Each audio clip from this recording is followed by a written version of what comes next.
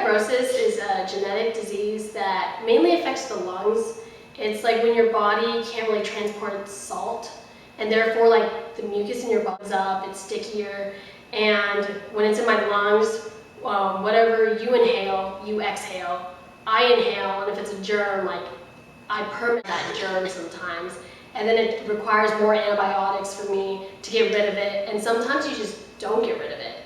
And it's really an ongoing battle. I come here to college and I have to choose, do I want to tell people about my cystic fibrosis? And then the question that always goes through my mind is, does it even matter? They know what they read in a textbook, and its life expectancy is 30 years.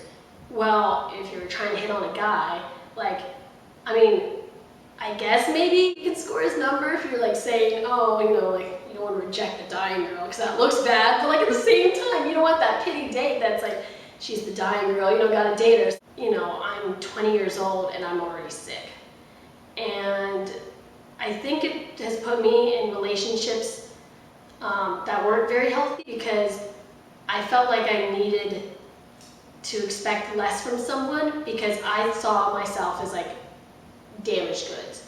I felt like a guy who truly knew about my cystic fibrosis, I would have to make up for it, and they wouldn't really like me for me. I'm lucky that I have a mom who stays on top of not only for the frustrations, but she researches clinical trials. She always is debating with insurance. She is aggressive with it. She makes me want to be aggressive and tackle CF as just as much as she does. There's a difference between me and a CFer 30 years ago is that there's light at the end of the tunnel. There's going to be a cure. Medicine's only going to get better. I would say that yes, I do have CF, but it doesn't define me. It's not an identifier of mine. As I've gotten older, I've gotten more confident with my disease.